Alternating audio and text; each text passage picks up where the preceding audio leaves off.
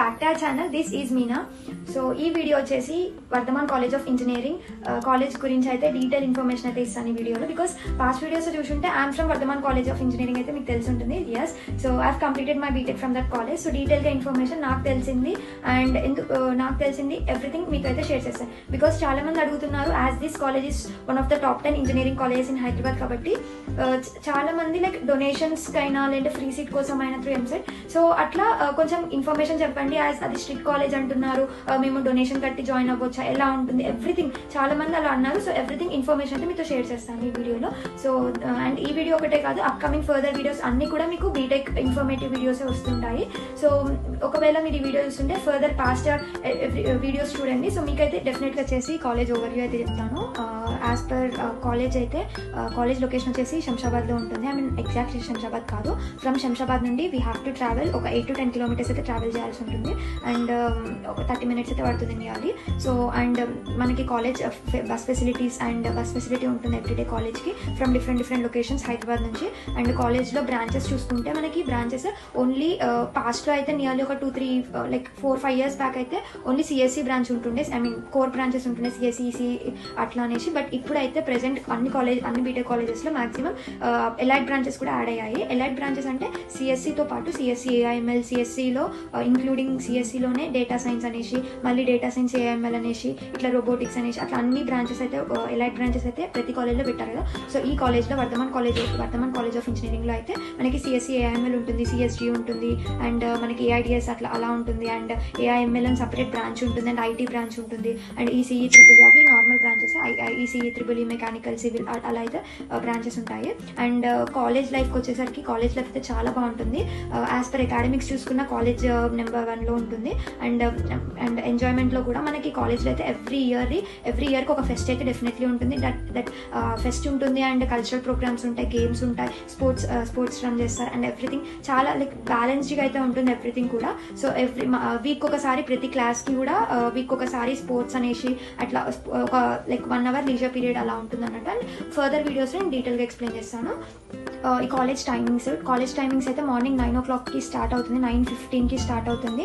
And మనకి 9 నుండి 4 to 4:20 ఆ టైం అయితే కాలేజ్, 9 to 4 అయితే కాలేజ్ ఉంటుంది. అండ్ మనకి డెఫినెట్లీ మనం వన్స్ కాలేజ్లోకి ఎంటర్ అయ్యామంటే కాలేజ్లోనే ఉండాలి. ఎట్టి పరిస్థితుల్లో కూడా గేట్స్ తీయరు. ఐ మీన్ కాలేజ్ దాటి బయటికి వెళ్ళడం ఉండదు.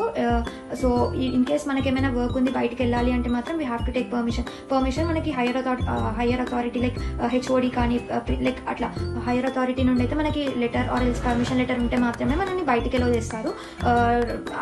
అట్లా కాకుండా మనం మార్నింగ్ 9 o'clock నుంచి ఈవినింగ్ 4 వరకు బయటికి అయితే వెళ్ళేది లేదు. డెఫినెట్లీ కాలేజ్లో ఉంటాము. అండ్ సో 9 నుండి 4 వరకు అలా అయితే కాలేజ్ వచ్చేసి ఈ కాలేజ్ జేఎన్టీ అఫిలియేటెడ్ అయితే ఉంటుంది.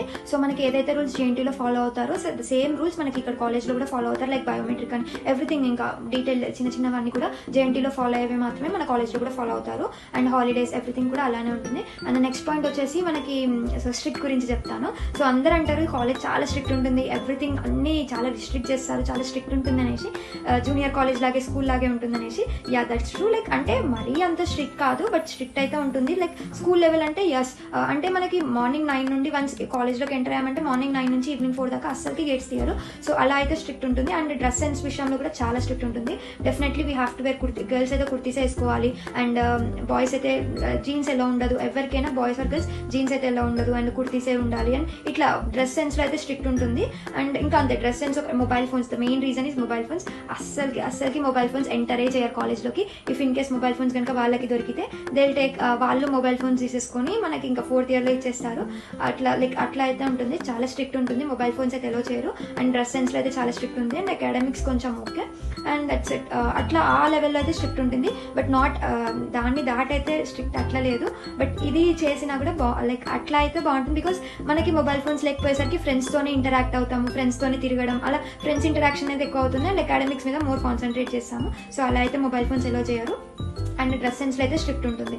అండ్ నెక్స్ట్ వన్ వచ్చేసి ప్లేస్మెంట్స్ గురించి చెప్తాను. సో ప్లేస్మెంట్స్ వచ్చేసరికి ఈ కాలేజ్లో అయితే నియర్లీ 80 to 90% అయితే స్టూడెంట్స్ ఎవ్రీ 4th year వాళ్ళైతే కంపల్సరీగా అయితే ప్లేస్ అవుతారు. వచ్చేసి ఈ కాలేజ్ JNTU అఫిలియేటెడ్ అయితే ఉంటుంది. సో మనకి ఏదైతే రూల్స్ JNTUలో ఫాలో అవుతారో సేమ్ రూల్స్ మనకి ఇక్కడ కాలేజ్లో కూడా ఫాలో అవుతారు. లైక్ బయోమెట్రిక్ అని ఎవ్రీథింగ్, ఇంకా డీటెయిల్ చిన్నవన్నీ కూడా JNTUలో ఫాలో అయ్యేవి మాత్రమే మన కాలేజ్లో కూడా ఫాలో అవుతారు.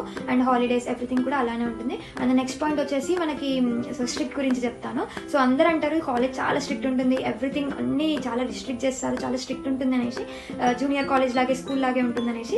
Yeah that's true. లైక్ అంటే మరీ అంత స్ట్రిక్ట్ కాదు, బట్ స్ట్రిక్ట్ అయితే ఉంటుంది. లైక్ స్కూల్ లెవెల్ అంటే ఎస్, అంటే మనకి మార్నింగ్ 9 నుండి వన్స్ కాలేజ్లోకి ఎంటర్ అయ్యామంటే మార్నింగ్ 9 నుంచి ఈవినింగ్ 4 దాకా అస్సలకి గేట్స్ తీయరు. సో అలా అయితే స్ట్రిక్ట్ ఉంటుంది. అండ్ డ్రెస్ సెన్స్ విషయంలో కూడా చాలా స్ట్రిక్ట్ ఉంటుంది. Definitely we have to wear girls అయితే కుర్తీస్ వేసుకోవాలి. అండ్ బాయ్స్ అయితే జీన్స్ ఎలా ఉండదు, ఎవరికైనా బాయ్స్ ఆర్ గర్ల్స్ జీన్స్ అయితే ఎలా ఉండదు, అండ్ కుర్తీసే ఉండాలి. అండ్ ఇట్లా డ్రెస్ సెన్స్లో అయితే స్ట్రిక్ట్ ఉంటుంది.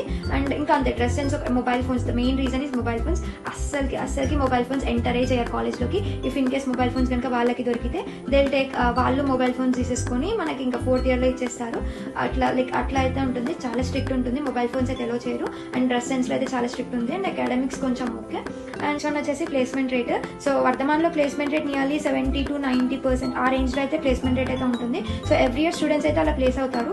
అండ్ మీకు ఇన్ డీటెయిల్గా ప్లేస్మెంట్స్ గురించి కావాలి అంటే వన్స్ మీరు ఒకసారి వర్ధమాన్ పోర్టల్ అయితే ఉంటుంది, వర్ధమాన్ వెబ్సైట్ అయితే ఉంటుంది గూగుల్లో. ఆ వెబ్సైట్లోకి వెళ్ళి మీకు ప్లేస్మెంట్ సెల్ అనేది ఉంటుంది. సో అందులోకి వెళ్ళి మీరు చూస్తే ఎవ్రీ ఇయర్ ఎంతమంది ప్లేస్ అయ్యారు, ఏమేమి కంపెనీస్ వచ్చాయి, కంపెనీస్ యొక్క లిస్ట్ అండ్ ఎవ్రీథింగ్ మీకు అయితే డీటెయిల్గా అక్కడ కాలేజ్ వాళ్ళే మీకు ప్రొవైడ్ చేస్తారు చూసుకోవడానికి. సో మీరు ఒకసారి డీటెయిల్గా చెక్ చేయాలంటే ఒకసారి వెళ్ళితే వర్ధమాన్ వెబ్సైట్లో చెక్ చేయండి ప్లేస్మెంట్స్ గురించి.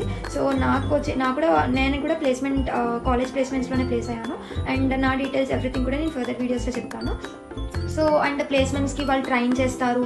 సో ట్రైనింగ్ ఉంటుంది, మనకి ఎగ్జామ్స్ ఉంటాయి, ప్రీ ఎగ్జామ్స్ ఉంటాయి. అంటే కంపెనీ వాళ్ళు ఎలా చేస్తారో సేమ్ వాళ్ళే ఇంటర్వ్యూ చేస్తారు. అట్లా ప్లేస్మెంట్ సెల్ అనేది సపరేట్ సెల్లే ఉంటుంది కాలేజ్లో. సో ఆ ప్లేస్మెంట్ సెల్ వాళ్ళు, ఆ డిపార్ట్మెంట్ వాళ్ళు స్టూడెంట్స్ 4th year స్టూడెంట్స్ అయితే ట్రైన్ చేస్తారు. సో ఎలా అయితే కంపెనీస్కి యూజ్ అవుతుందో అండ్ ఎవ్రీథింగ్ సబ్జెక్ట్స్ కానీ అండ్ ఎవ్రీథింగ్ కూడా వాళ్ళు కాలేజ్ వాళ్ళైతే ట్రైన్ చేసి స్టూడెంట్స్ అయితే మనకి ప్లేస్మెంట్స్ వాళ్ళకైతే పంపిస్తారు. కంపెనీస్ ఇంటర్వ్యూస్కి అయితే పంపిస్తారు.